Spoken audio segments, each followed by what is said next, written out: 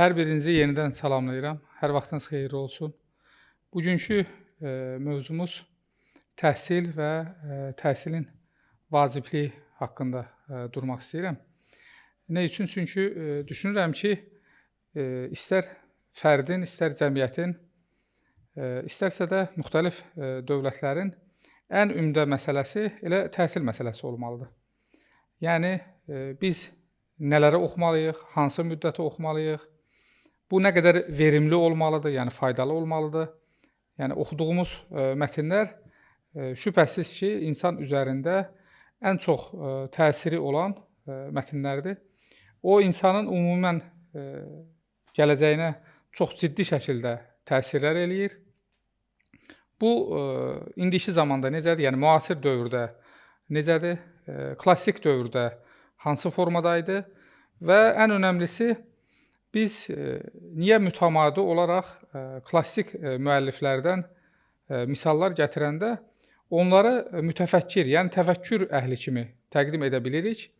Amma müasir dövrdə yetişdirilən alimlərimiz hansısa bir sahənin alimi olaraq önə çıxır. Düşünürəm ki, bunlar çox ciddi məsələlərdir, bəlkə də ən ciddi məsələdir və təhsili təkcə müəyyən bir quruma ya da müəyyən bir dövlətə və ya da müəyyən bir strategik mərkəzlərə bağlı hesab etmək doğru bir yanaşma olmazdı. Ona görə ilk növbədə biz klassik mənada, yəni keçmişdə olunan deməli təhsil sistemi, insanların hansı formada yetişdirilməsinə nəzər yetirək. İndi bizim oxuduğumuz mətnlərdə yəqin ki, hamı artıq adlarını eşidib, oxuyuruq biz. Deyək, qədimdə Aristotel, Sokrat və digər Platon, digər müəlliflərin adlarını bilirik. Bizim İslam aləmində deyək ki, Farabi, Biruni, İbn Sina, Nəsrəddin Tusi kimi alimlərin adlarını bilirik və müasir dövrə gəlirik. Bu müasir dövrdə dedik ki, ən önəmli fərq, yəni klassik dövrlə müasir dövrün ən önəmli fərqi ondan ibarət olur ki, klassik müəlliflərin heç birini biz konkret olaraq müəyyən bir sahəyə deyil, müxtəlif sahələrə aid eləyə bilirik.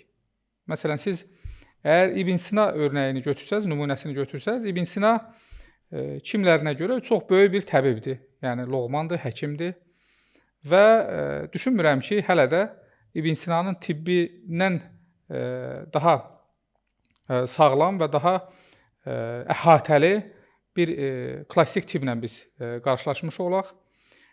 Eyni zamanda İbn Sina böyük bir filosofdur, bilirsiniz, hikmət sahibidir. Eyni zamanda digər dini elmlərdə və digər sahələrdə də geniş biliyə sahib olduğu bizim qarşımıza çıxır. Bu, nə üçün yəni belə olurdu? Başqa müəllifləri də misal götürə bilərik biz. Diqqət eləyin. Məsələn, biz Məhəmməd Füzulinin bir əsərinə baxırıq. Nümunə olaraq deyirəm. Deyək, Rind və Zahid əsərini götürüb təhlil eləməyə başlayırıq. Əlbəttə, bu təəssüflər olsun ki, hələ də bizim məktəblərdə atanın oğula nəsihəti olaraq bu cürlə təhlil olunur. Bu, heç də belə deyil. Bunu mütləq nəzərdən keçirilməli və mütləq bunu yeni yanaşma ilə obyektiv şəkildə Məhəmməd Füzulinin ifadə etmək istədiyi mənada əl almaq vacibatı üzərində durmaq istəyirəm ki, bu çox önəmlidir və vacibdir. Görürük ki, ata deyilən, yəni Zahid, zahiri elmlərdə bir mütəxəssisdir. Yəni, onun fikirləri zahir elmləri olaraq adlandırılan elmlərdə çox önəmli fikirlər ehtiva edir. Yəni, dövrün şəriət elmi, fıqh deyilən, kəlam elmi, eləcə də digər zahir elmlər olaraq adlanan elmlərdə önə çıxır. Və Rindin onunla mübahisəsi onu bir növ elmin batininə yönəltməkdir. Yəni, zahiri elmlərin yetərsiz olduğunu iddia eləyir. Rindin də iddiası budur. Əslində demək ki, burada əsas məsələ bir, zahiri elmlərinin bilinməyidir, iki, batin elmlərinin bilinməyidir ki, biz bu iki nəfər arasında olan mübahisəni anlamış olaq. Və ən nəhayətində Rindlə Zahid, xatırlayırsınızsa, qısa şəkildə mübahisəsinin bir nəticələndirə bilmirlər və onlar bir yerə gəlib çatırlar. O Xarabat adlanan bir yerə gəlib çatırlar və orada bir pirlə qarşılaşırlar, yaşlı bir adamla qarşılaşırlar. Yaşlı bir adam bunların fikirlərini dinlədikdən sonra o öz fikirlərini bəyan etməyə başlayır və həm Rind, həm Zahid öz fikirlərinin yetərsiz olduğunu qəbul eləyir və onlar həqiqətə çatmış olurlar. Yəni burada Məhəmməd Füzuli digər əsərlərində də biz bunu görürük. Bir həm zahir və batinin zahiri elmləri ilə batin elmlərinin birləşməsinin insanı həqiqətə çatdıra biləcəyi üzərində durur. Bu çox önəmli bir məsələdir. İndi burada müasir təhsil sisteminə değinmək istəyirəm ki, biz müasir təhsil sistemində ümumiyyətlə zahir elmlər olaraq adlandıran elmləri də oradan bir növ xaric edərək yalnız dünyəvi elmləri müəyyən parametrlərinə görə, müəyyən aspektlərinə görə tədris etməyə başlayırıq. Deyək, siz kimya öyrənirsiniz, amma kimya tarixini öyrənmirsiniz. Və ya riyaziyyat öyrənirsiniz, amma riyaziyyat tarixini də öyrənməmiş olursunuz. Beləliklə də bu bir növ naqis qalmış olur. Və ən nəhayətində siz hətta riyaziyyat mütəxəssisi olsanız belə, onun da bir sahəsinin mütəxəssisi olmuş olursunuz. Yəni, bir sahə ilə digər sahə arasında çox ciddi bir uçurum yaranmış olur. Və bir sahənin mütəxəssisinə də biz mütəfəkkir deyə bilmirik. Halbuki, nümunədə dediyim kimi, biz qədim alimlərdə, yəni klassik dövr alimlərində biz bunun tam tərsini görürük. Onların hərtərəfli böyük bir təfəkkür və böyük bir dünya görüşünə sahib olduğunu görürük. Bu işin bir tərəfi. İkinci önəmli bir məsələ ondan ibarətdir ki, müasir təhsil sistemində biz deməli, bir mərkəz ətrafında bütün fikirləri cəmləyirik. Yəni, hər hansı bir uşaq təlim görməyə başlayır və o, əsasən dünyəvi hədəflərlə, yəni bir növ bunu biraz fərqli bir ifadə ilə ifadə etmək mümkündürsə, pul mərkəzli, kapital mərkəzli bir zehniyyətlə böyüməyə başlayır ki, hansı sahəyə yönəlsəm, orada daha çox mənfəət əldə edə bilərəm. Yəni, maddi qazanc əldə edə bilərəm. Bir müqayisə eləmək istəyirəm. Burada, məsələn, müasir təhsildə önə çıxan bir ölkəni müqayisə üçün olaraq sizə deyim.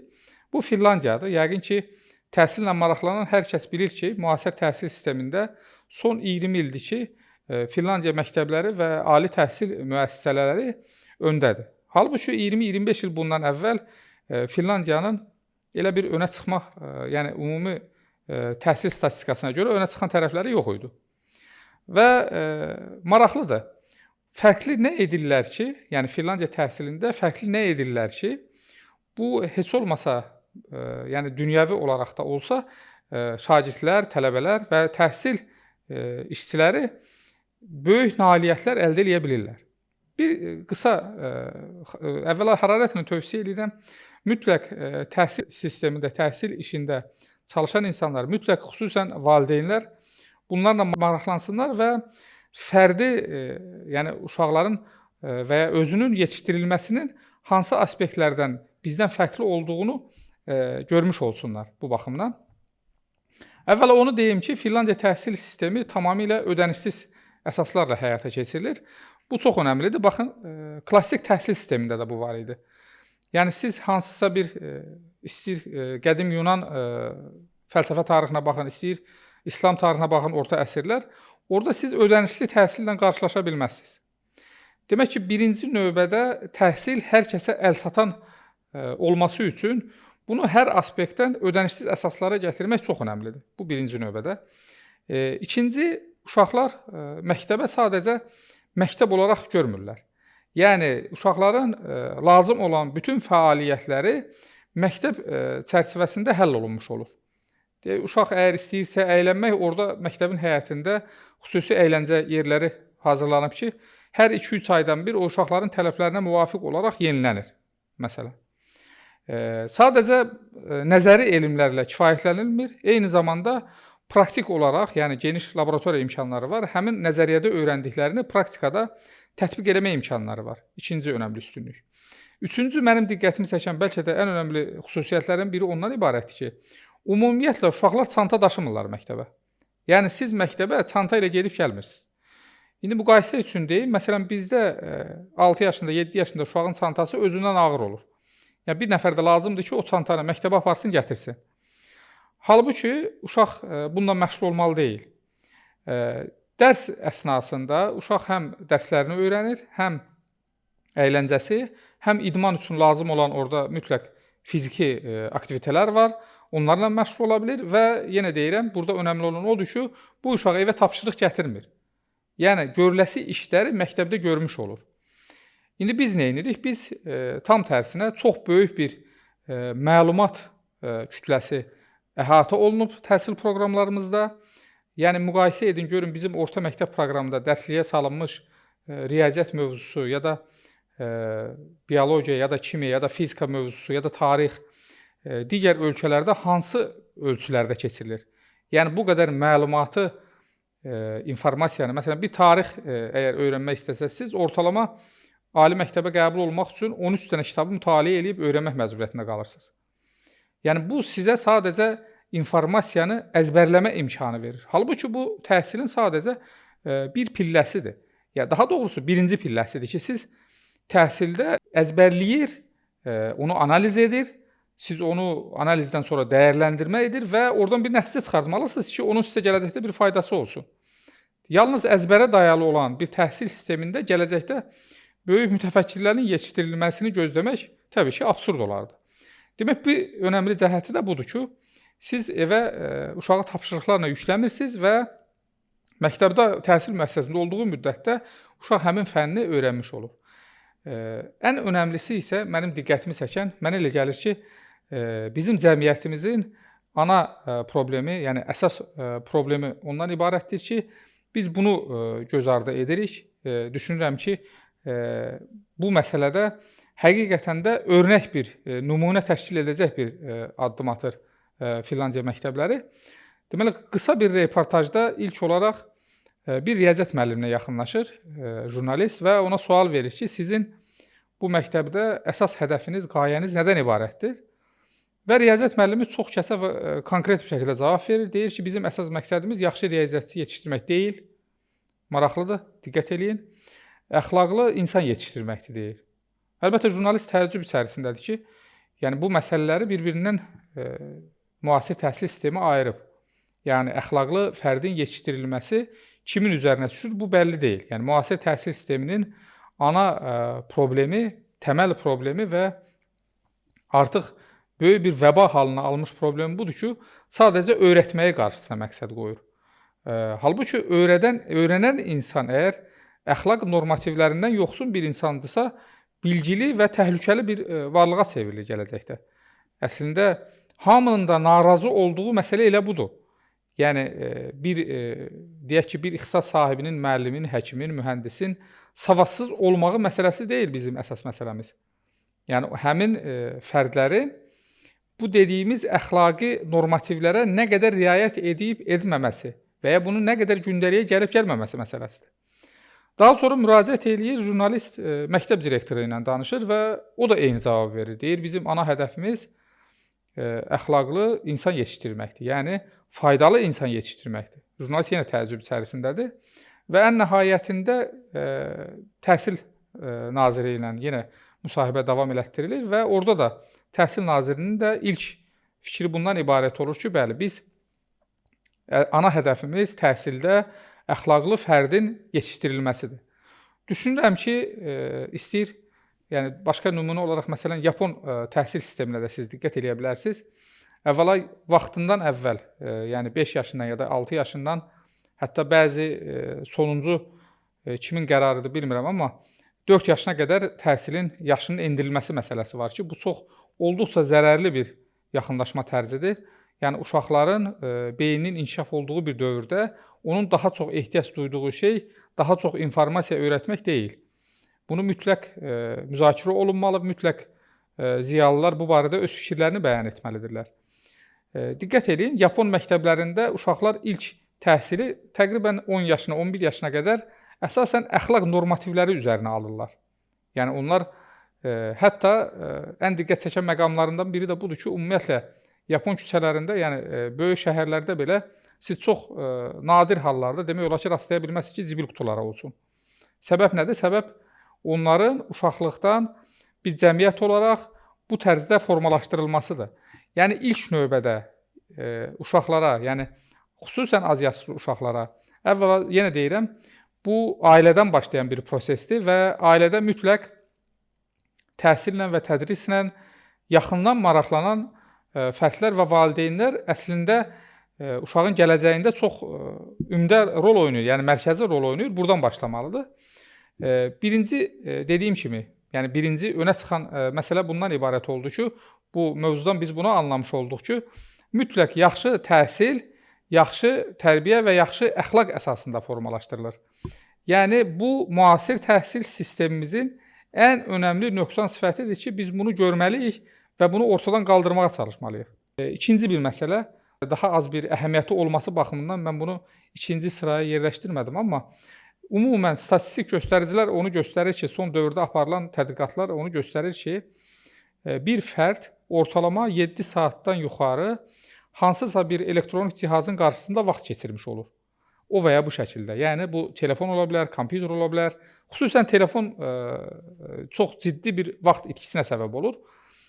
Bu indi müxtəlif məkanlarda, müxtəlif dövlətlərdə dəyişmiş ola bilər, amma bu 7 saatdan aşağı düşmür. Yəni bu ortalama statistik göstərici 7 saatdan aşağı düşmür.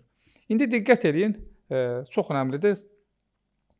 Siz bu istehsalı ilə məşğul olan, yəni istəyir telefonun, istəyir elektronik cihazın istehsalı ilə məşğul olan şəxslərin, yəni böyük holding sahiblərinin, çox milyarder, zəngin adamların uşaqlarının təhsil aldığı, xahiş edirəm, məktəblərə diqqət yetirin ki, orada nəyə diqqət olunur? Yəni ilk öncəlik nədir? 18 yaşına qədər həmin uşaqların hər hansı bir elektronik cihazdan istifadəsi qadağandır. Məktəb daxilində hər hansı bir istəyir telefon, istəyir kompüter, istəyir ağıllı lövhə, heç nəyə rast gələ bilməzsiniz. Və köhnə üsulda təbaşirlə istifadə olunan lövhələri biz görürük. Eləcə də yalnız şagirdlərin deyil, müəllimlərin də ora hansısa bir elektronik cihazına daxil olmağı yenə qadağandır. Bunu niyə deyirəm mən? Bu çox önəmlidir. Yəni bu gün hal-hazırda biz bunu bəlkə də işin içərisində olduğumuz üçün tam olaraq diqqət eləmirik, amma əmin olun ki, növbəti nəsil, yəni bir 10 il sonra biz böyük bir problemlə qarşılaşmış olacağıq. Bu təkcə uşaqların fiziki olaraq geriləməsi mənasına gəlmir. Bu bir nəslin itirilməsi deməkdir. Yəni biz illər keçdikcə görürük ki, ən az yaşlı uşaqlara belə artıq telefon və xüsusi elektronik cihazlarla təmin olunur ailələr tərəfindən. Hətta daha vəhim odur ki, bu məktəblər tərəfindən də təşviq olunur ki, mütləq informatika dərsi keçirilməlidir, mütləq kompüter öyrənilməlidir. Halbuki bu 18 yaşından sonra qəti və birmənalı şəkildə aparılmalıdır ki, uşağın inkişaf dövründə uşağa qətiyyən bu cihazlardan alınacaq zərərlər ortaya çıxmamış olsun. Yəni zehni tam olaraq formalaşmış olsun.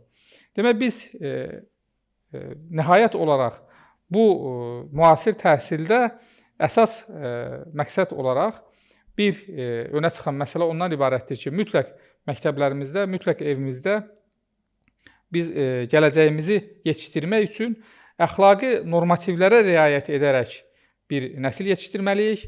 2. Əzbərə dayalı olan təhsil sisteminin uğursuz olduğunu artıq qəbul eləməliyik. Yəni əzbərə dayalı təhsil sistemi ilə biz hər hansı bir irəliləyiş əldə edə bilmərik. Bunu qəbul etmək və 3.